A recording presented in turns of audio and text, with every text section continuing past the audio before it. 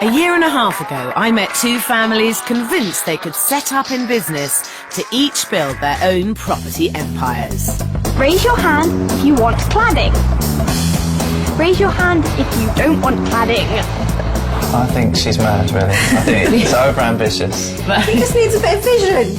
Now we're back to catch up with the Fairalls as they try to build on the success of their first project, but find relying on planning to be far from straightforward. A bungalow is nowhere near the profit a four-bed house would be. I'm scared.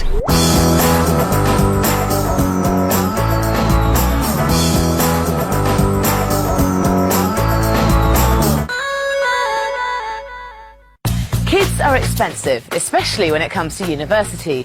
So what better way to make them earn their keep than set up a family property developing company? Well, that was the plan, at least, for two families 18 months ago.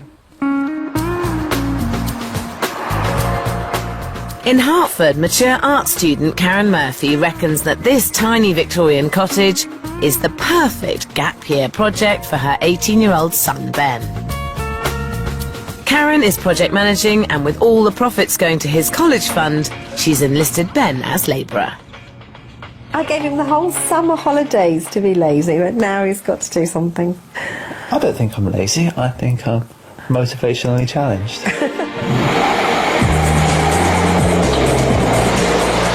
80 miles away in Balcombe, West Sussex, financial advisor Mark Fairall and his wife Linda are also turning property development into a family business, with their teenage children Ben and Hannah.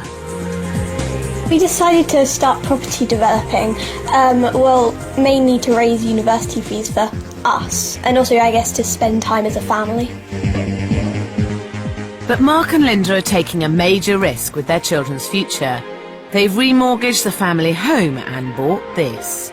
An unappealing 1960s property that's got all sorts of problems, especially on the ground floor.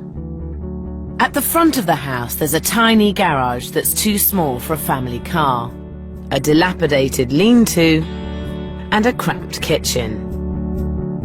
Worst of all, the only reception room has the front door off one side and the stairs off the other, making it little better than a corridor. But the Fairalls aren't dealing with any of these problems.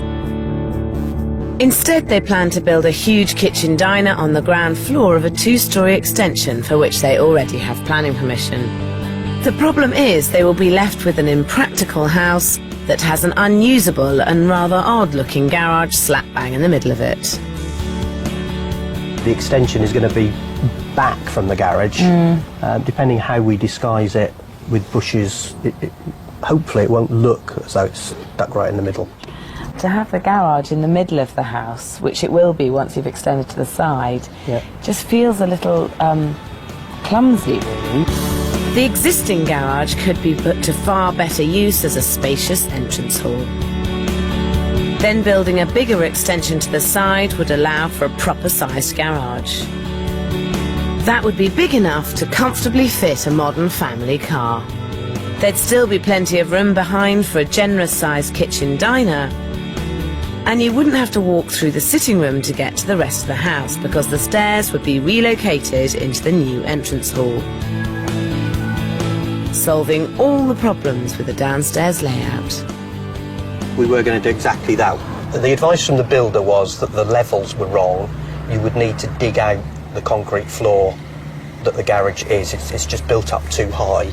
And his recommendation was that was just too much extra cost that would be more difficult to recoup. I can understand why he doesn't want to do it, because it's not very nice. Not a very nice job. No one wants to do it, but I don't think that's a very good justification for leaving it there, that the floor needs digging out myself. The garage is a garage. It's in the middle, it's in the middle. The Fairall family have to make the right decisions now if they want to maximise the value of their property. They bought the house for £285,000, have a budget of £108,000 and hope to sell for £415,000. By buying in a rising market, they could get a lot more. But as it stands, they're looking at a slim £22,000 profit. What's worse, a share of that is going to the builder. he'll forego his normal profit margin on the basis that we will give him a percentage of our profit when we sell. So what percentage profit are you? Again, we still need to do the absolute figures, but we're going to sit down and then we'll work out exactly what those costs will be. Right. Before you start, will you get a contract with him? I mean, at the moment. No. You're telling us he should? I would, if I was you, because it is quite complex, and from my point of view as an outsider looking at it, I just think, oh my God, this is a minefield. If the Fairalls' deal with the builder goes sour, they could easily end up waving goodbye to both their profit and their children's university fund. In Hertford, the Murphy family could have an equally hard time filling up the college coffers, as mature art student Karen wants to stamp her artistic vision all over this development. It just cried out, really, that it wanted restoring. It just needed some TLC. And I really just wanted to do it. Ben, roped in to work as labourer, isn't as enthusiastic. When I first saw the house, I just thought, good God, what has she bought? This Victorian property is certainly a challenge. It's dark, dilapidated, and will need a lot of work to make it a profitable development. Karen bought the house for £170,000 and has an impossibly tiny budget of just £20,000. She's aiming to smash the ceiling price in the road and sell for £210,000, making a £20,000 profit. The problem is some of Karen's ideas could lower rather than raise the value of this property.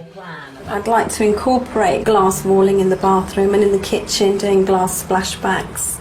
And I also want to put in things like fibre optic lightings in the ceiling in the bathroom and uplighters. You're trying to make something out of this cottage that it simply isn't.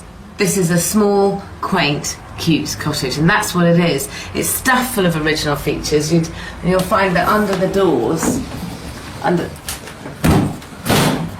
here, that you've got the original cottage doors here.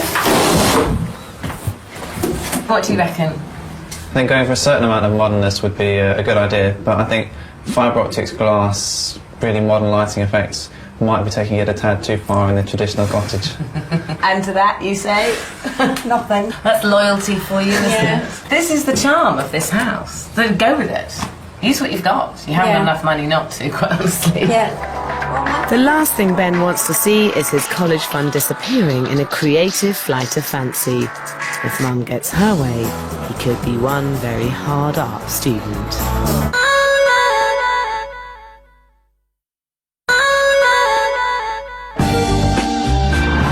In Hertford, Karen Murphy is planning to turn property development into a family business with her 18-year-old son Ben.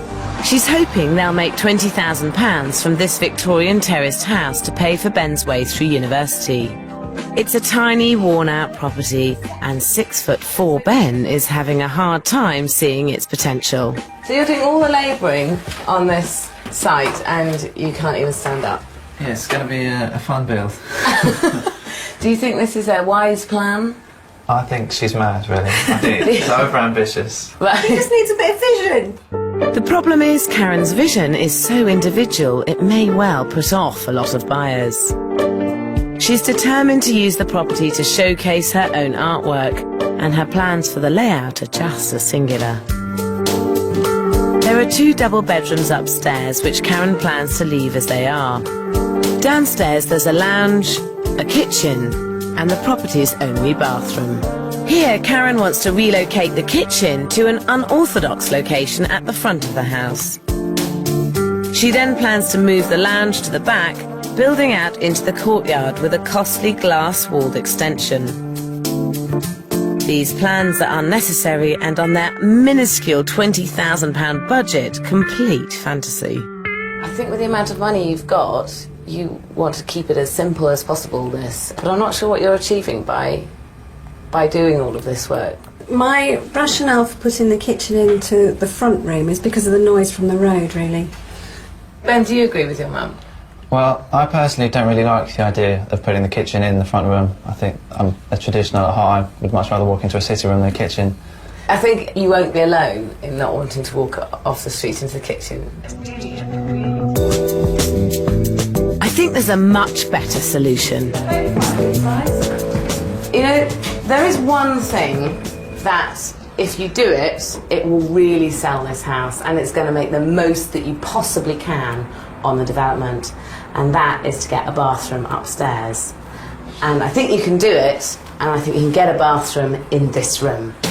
There's enough room in this back bedroom to build an all-important upstairs bathroom, still leaving a second bedroom that's large enough to take a small double bed.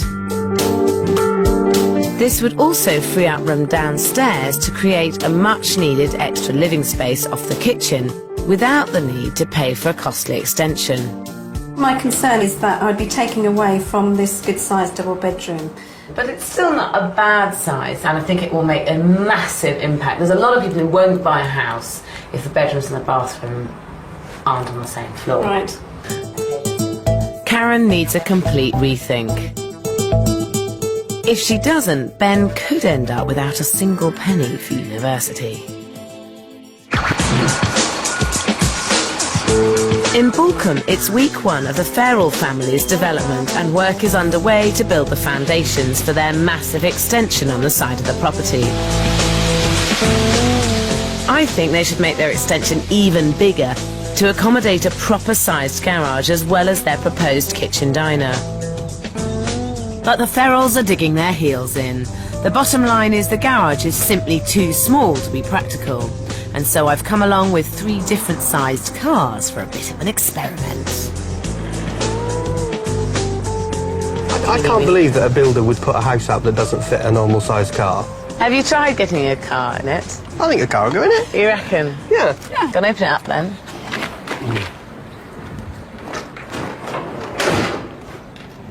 You reckon that's fine? Here we are. Thank you. Ring them in. First up is a small 4x4, a family favourite. That's it, no, gently. I'm not convinced that climbing out of the is an acceptable way to enter your vehicle. Next is the typical family saloon. I do intend to get out.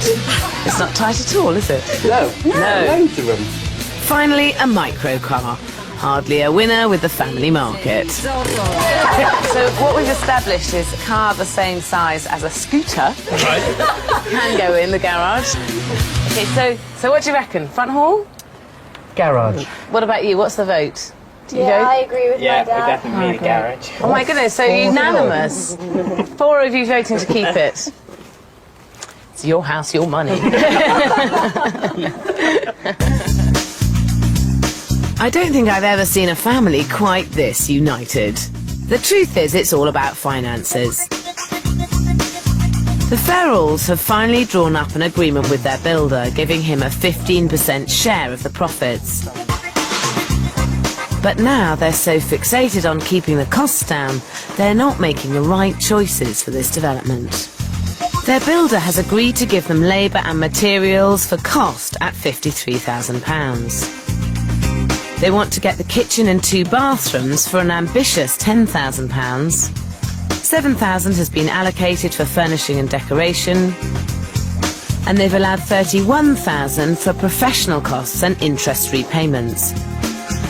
With a contingency of £7,000, the Fairalls' total budget is £108,000. But I'm not sure that's enough to make the very best of this property.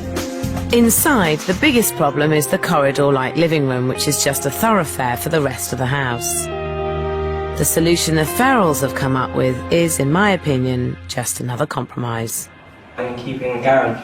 I think maybe if you put a wall across here. I don't see why Sarah. They plan to chop up the space by building a corridor from the front door to the stairs, making one spacious area into 2 smaller and much less appealing living rooms.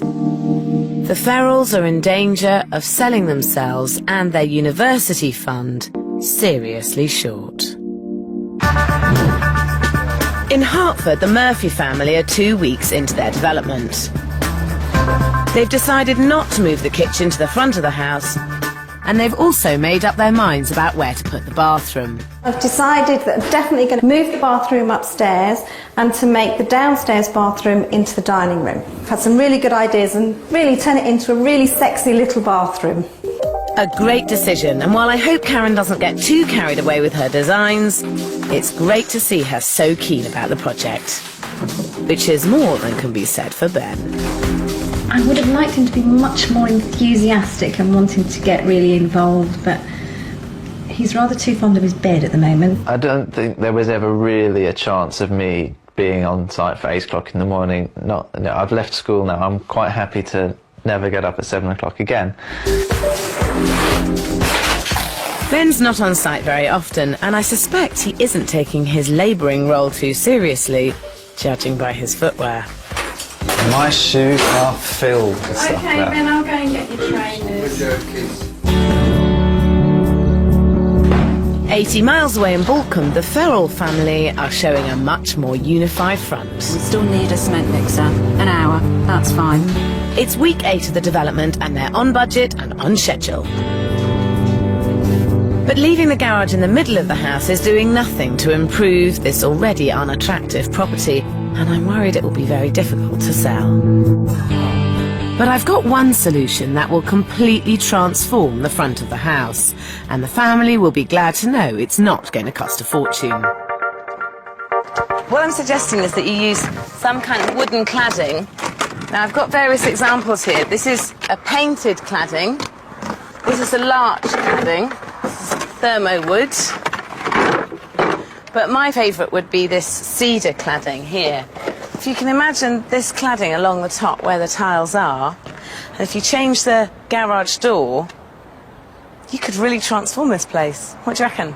I like the idea. I like the thermo wood, how it overlaps, but I like the colour of the cedar. What do you two reckon?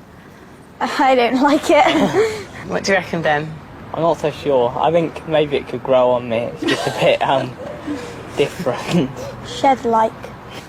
The advantage with cladding is that it's cheap to do, it's easy to do, and your end result is going to be a more saleable house.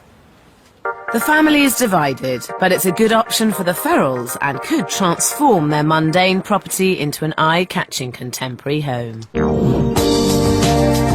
In Hertford, making any kind of decision about the development is the last thing on Ben's mind. He seriously needs to get stuck into this project, and I've decided to intervene. For today at least, Ben will be my apprentice. But I gather you've been doing quite a lot of this in your sandals, so I bought you a present. The biggest boots in the universe. I am very impressed that you managed to find a pair of those. So today you're going to help me and we're going to wire this room. So get your boots on and let's get cracking. The back box has to be 600 off the finished floor level, but measure it off the joist so that it's exact, because the courses of brick aren't necessarily level. Which brick was it, that one? Yeah, that's why you've got a pencil in your hand, Phil. You need to chisel it out enough so that the back box sits half deep into the wall. Lovely jubbly, it's looking perfect. The cable has to run through here. You're going to screw the back box to the wall. And then you just roll it up into a circle and stick it into the box. And it's out of the way. And that's it. Right, 1 down, 20 to go. Yeah. This is great, actually. He's learnt something now and he can actually come on site and actually get stuck in with doing an actual part of the trade's work. Yeah. Excellent. Karen's hopes are short-lived. The minute I'm off site, Ben's off the job. If Karen can't find a way of motivating him, this could spell the end of the Murphy & Son development team. Back in Balcombe, the Fairall family are doing a brilliant job of sharing responsibility. Top of their agenda is to banish the lacklustre appearance of their development. I feel cladding the property in wood is the answer, and to help them visualise the end result, I've organised for them to visit this development just 6 miles away. I really, really love it. I still think tiles are best. They're just so normal. There's nothing wrong in setting a trend. Can I just tell you, in history, more pioneers get shot than settlers. And on our first development, I really don't want to get shot. Raise your hand if you want cladding. I haven't got any more hands. Raise your hand if you don't want cladding. I think that's it then, Mum. I've lost. It's certainly democratic, but the problem still remains. The Fairalls must find a way to give their property a dramatic facelift.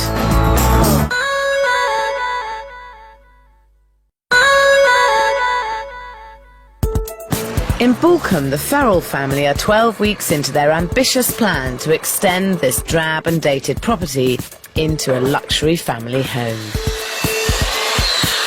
They're on budget and on schedule, and that's because up until now the Fairall family business has been run with the precision of a city boardroom. Okay, well, raise your hand if you like Dad's new idea. But with Ben and Hannah back at school, the balance of power has shifted and there's blood on the carpet. I'm afraid I've got a confession to make. I've actually taken out the door in the kitchen along the side here, down the alleyway. The kitchen designer said that it would look better with more units down the side. I would think that on the practical side, we do need a back door there. Yeah, it's a little bit annoying she's made that decision without us, but it will make the interior of the kitchen far more attractive. Mum may have taken control, but her first decision isn't her best. Without a side door from the kitchen to the outside, anyone buying this family house will have a long trek in with all the shopping. And all the muddy boots will be coming in through the front door. I want everyone to pick up 2 bags. How come I get the heaviest one? Because life's never fair. So you have to come through here, through the front hallway, and then through the doors into the sitting room with your shopping, through here, through this next door, all the way through here. You're still going with all your shopping to get to the kitchen. Now, have I illustrated my point? To come in here and see the kitchen as we've got it designed, I think it will look a much better kitchen without a door in it. So what do you feel? I say Mum's in charge. I'm not getting into it. Compromising the entire ground floor layout for the sake of a few extra kitchen units is absolute madness. But Mum and Dad's decision is final. In Hertford, the Murphy family is 7 weeks into their 12-week development. Labourer Ben is as reluctant as ever. I'm quite happy to have as little input as possible. Just do what I'm told to do and then be done with it. It's his university fund at stake, and now more than ever, Ben needs to be involved in his mum's decisions. Karen's determined to shoehorn her own very contemporary glasswork into this development, as well as installing permanent multicoloured light displays throughout the property. It's not Karen's very striking 21st century artwork, it's the 19th century features that will sell this house. And she should be playing up this property's quirky angles, original fireplaces and latch doors. But there are ways to fuse period features with contemporary style. So I'm taking her and Ben to this converted Victorian water tower in nearby Hertford Heath. Inside, they've made no attempt to disguise the water tank or original brickwork. But the understated quality of the modern slate flooring and minimal furniture means the new doesn't fight the old. Imagine your space, but imagine here there was a fibre optic glass installation on the wall. It would be quite a lot in this room. The glass and the lighting issues are about who I am and what makes it special for it to have been my development as opposed to somebody else's. I think it's such a permanent expression of yourself. Probably you shouldn't weave into the fabric of the building. Okay. It's a hard truth to swallow for a creative person like Karen. I want to do all these really exciting things, and I feel a bit upset really that Sarah doesn't seem to share my enthusiasm for the things I want to put in there. Karen's spirits are low, but this cloud has an unexpected silver lining. It's taken 10 weeks, but Ben finally realises he has to step in and give his mum and the development a lift. I'd be quite happy to just leave it for somebody else to do it, but of course it's me and my mum, you know, kind of our own boss. It's got to get done, so I've got to come down and do it. It's really great to see Karen and Ben working as a team. This development is looking like a real family business for the very first time. You right out there, Ben? In Balcombe, 11 weeks in and only 2 weeks over schedule, the Fairall family is pushing hard to keep the project on track. So what I want is rooms to be done and crossed off. So this room is going to be done this week. Sure. With the development in its final stages, choosing the kitchen is the last big decision to be made. We've chosen a dark laminate work surface purely for quickness and reduce the cost of the budget. I hope that it will all look okay. But it won't. You can't stick a cheap laminate work surface in a property you're hoping to sell for over £400,000. Mark and Linda need a rethink. Just 10 minutes down the road, this 4-bedroom home is in the same price bracket and also aimed squarely at the family market. Now, this, I think, is the main room that you should be looking at. It's no mistake that the work surface in this kitchen is costly granite. It rarely costs less than £150 a metre, but it oozes quality, and that's exactly what buyers will be looking for. The laminate is not what I really wanted. So how did you end up with laminate then? Because the place that I got the kitchen from, I felt the worktops could all be made to measure, delivered on the day, and there would be no fuss. That's the reason we did it. So ease, really. Yeah. But neither of you been particularly keen on it. I think it was always a compromise in order to hit deadlines. And maybe one compromise too far. Yes. I think you're right, Sarah. For once, the Fairalls are loosening their grip on the purse strings. I'm sure it's a decision they won't regret.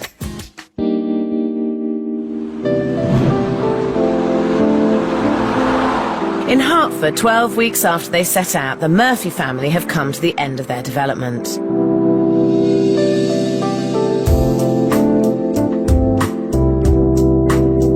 They've turned this Victorian cottage into something quite special. By keeping the kitchen at the back of the house and moving the bathroom upstairs, they've created a fantastic open-plan kitchen diner. And on the ground floor at least, Karen's toned down her artwork to get the blend of old and new just right. Now this is pretty spectacular, isn't it?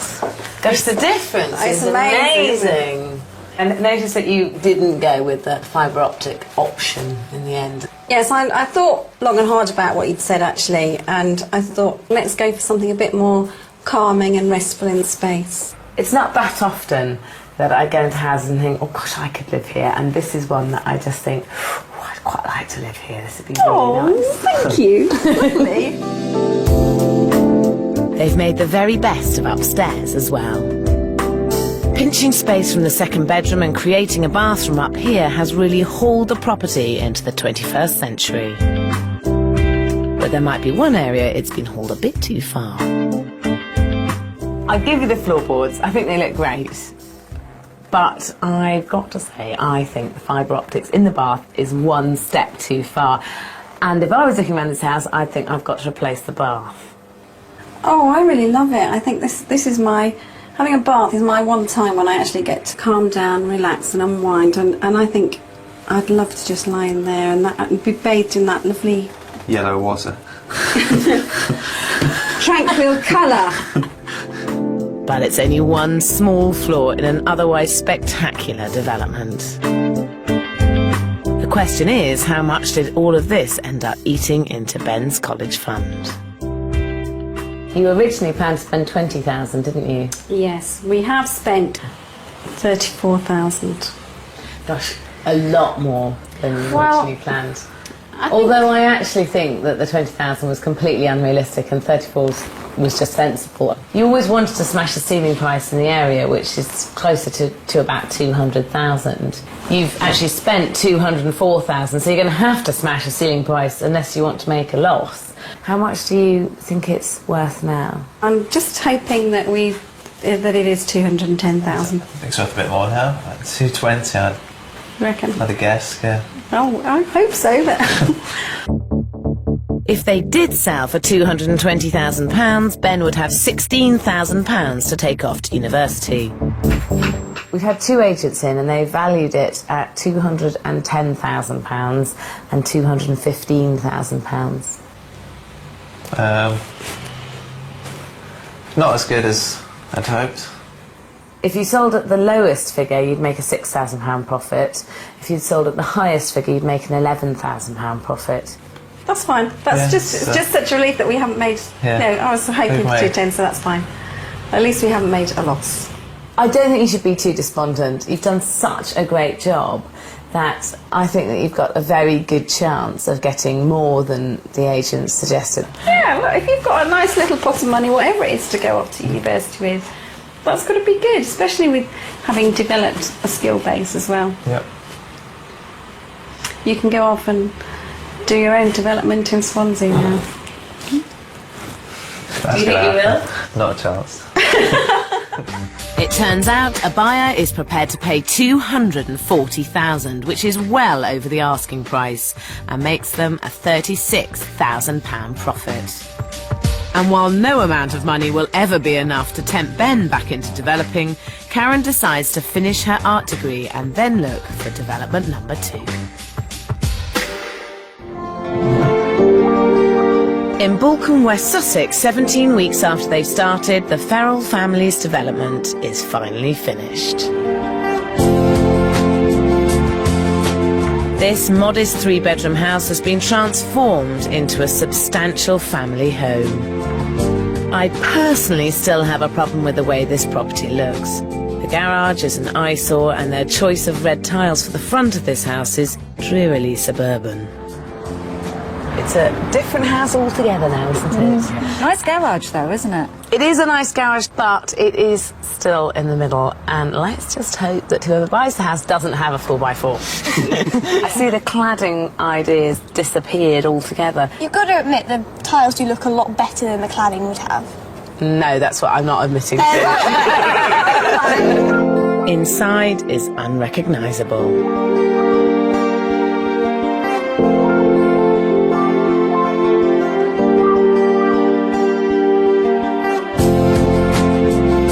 The new living room has a contemporary feel with some bold, if not unusual, touches.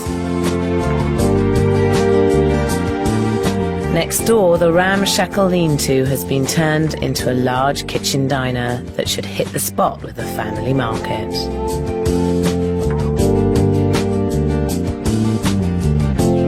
I'm really glad to see that you upped the specification of the worktop. This is a fantastic room and a massive success. It just has all come together really, really well. Though there is one big flaw. Without a separate side entrance, it's a long way from the front of the house to the kitchen. I would put money on the fact that if you came back to this house in 5 years, someone will have put a door there, because it would really annoy them that they have to either come through the house or they'll pass all their shopping through the window, which would be really annoying. Kitchen door aside, this extension is a valuable addition to the property. Upstairs, they've built a master suite, which adds a touch of luxury to this family home. The Fairalls have added a huge amount of space to this development. The question is, did they manage to stick to their £108,000 budget? So how much did you end up spending in the end? It's worked out at 118,000. And that is a really good achievement. You're only £10,000 over what you initially hoped. Nobody really sticks to their budget anyway, so I think that was pretty good. That is not the attitude. You were hoping to get £415,000 for this development, which would give you a £12,000 profit. How much do you think it now is worth?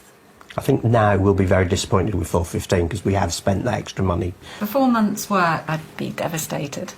Really? Why would you be So devastated? That's still a lot tell of me money. what level would you be pleased at? I would like 470. The Fairalls now want to sell for a massive £55,000 more than they originally hoped for. Will the agents agree? I would recommend an asking price of £450,000.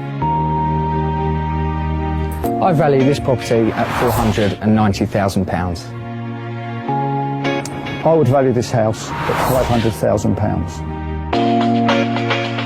I have had 3 estate agents in to value the property, and they've come in at 450, 490 and 500. Wow. Wow. That's good. Wow. After you've paid Neil, the builder, the 15% that you agreed to pay him for doing this project, you would then end up with between £40,000 and £83,000 profit. Wow. That's a very big university fund. Yeah. I think it is a very, very successful property development. You have been in a rising market, and this is a very, very popular place to live, and what is available is rising fast in value. Right, no, that's superb. If they can come out of university debt-free, that's our goal. That's what we want to achieve. First, they've got to find a buyer prepared to pay up to £500,000 for the property. Wow. It's huge. Like the granite. It's an ideal house for entertaining, and we do quite a bit of entertaining, so it's great. Wow, now this is a big bedroom, isn't it? If you're going to spend £500,000 on a house, I think you need to sort of arrive in your car, pull up and think, wow, this is the house. It's a lot of money to spend, and it just doesn't do that for me, doesn't it? Shush. I think the front of the house looks a little bit strange with the garage being right in the middle. It probably would have made more sense if the garage was over on the left-hand side. The Fairalls have made some mistakes, but this property's value will have been massively boosted by a fast-rising market. So is this the start of a huge family property empire? I think it could be. I think we've really, well, I've certainly enjoyed working together. I think some parts are enjoyable and some parts... Enjoyed is an interesting word to use. Spending time with the family is quite, you don't really get to do that much. I would like to do something completely different next. I've learned a lot from this. I'd like to do perhaps a new build or maybe a small refurbishment. You get a bit of a bug, don't you? 2 months later, the Fairall family sell the property for £500,000, making them a great £83,000 profit. Bitten by the developing bug, the Fairalls are out scouring the streets straight away, and in a matter of weeks rush into their next project. They're moving at a frightening pace, but certainly aren't short on confidence. What we really want to do is take the lessons we've learnt from Bolcombe and turn it up a notch. Then we could be looking at double the profit.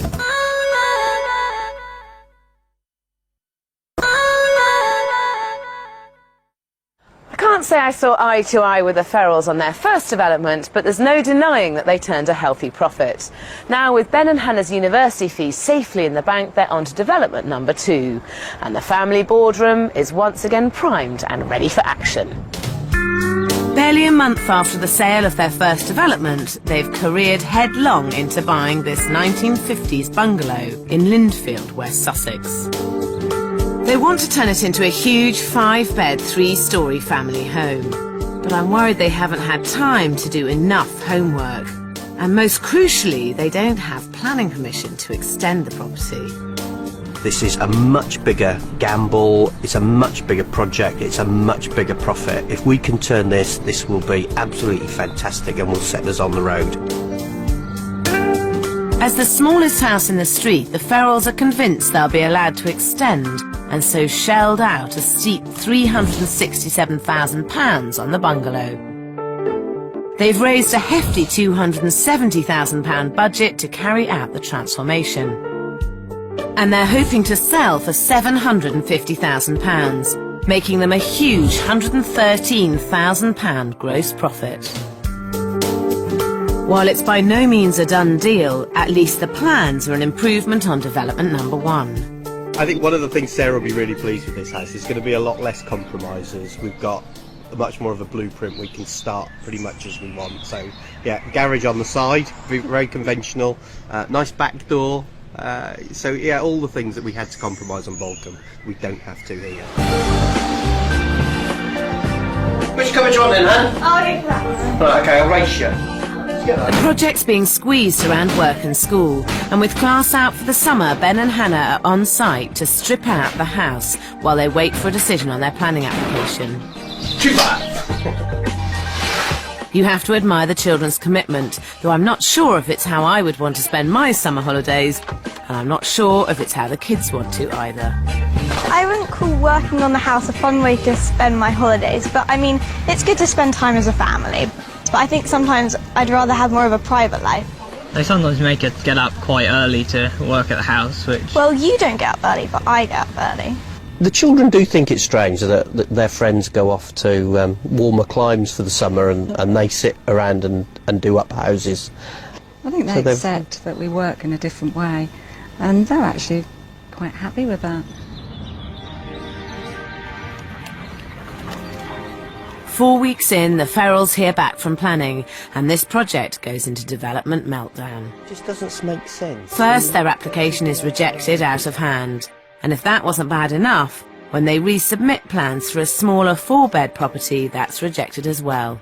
They don't want trees chopped down, they don't want bungalows turned into houses, they don't want houses turned into blocks of flats. I'm disappointed and scared, because a bungalow, a 3-bed bungalow, is nowhere near the profit that a 4-bed house would be.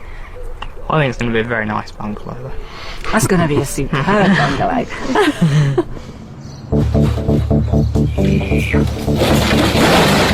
Finally, nearly 3 months after buying the bungalow, the builders are in. The Fairalls decide to do only what they can without planning permission, and that amounts to a 70 cubic metre rear extension.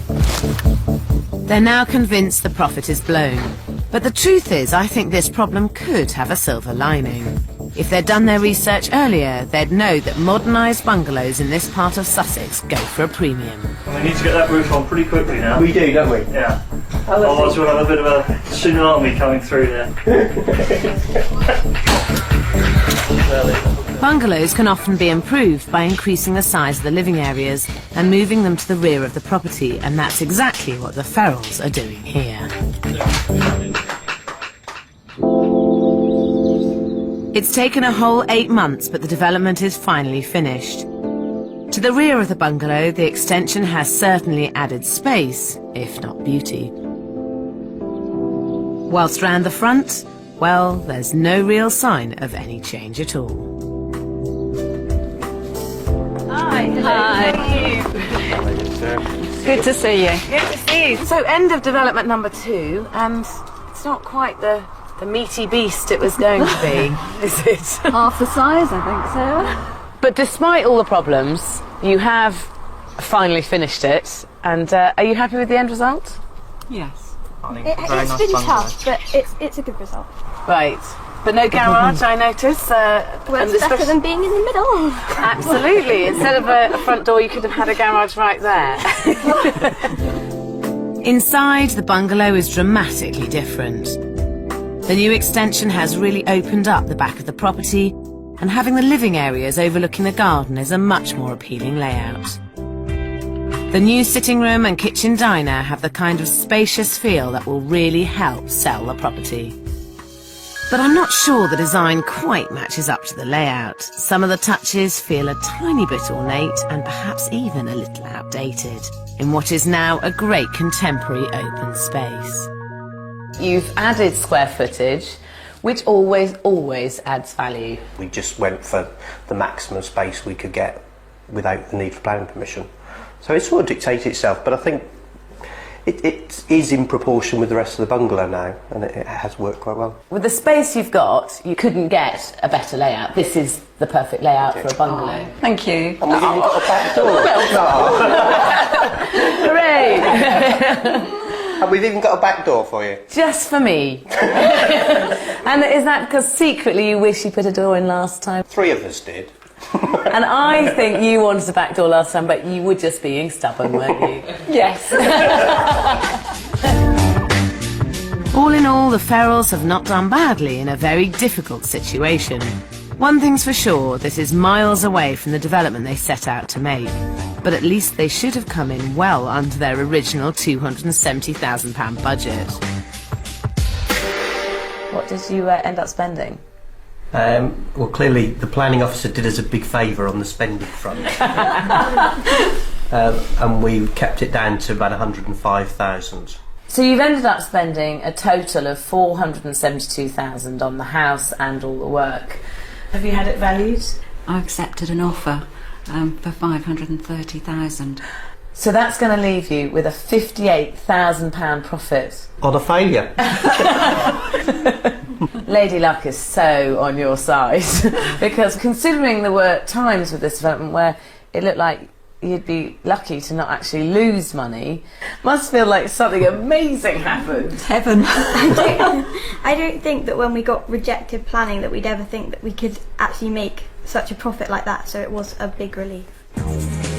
The Fairalls bought the property for £367,000 and ended up spending a total of £105,000 on the build and fees.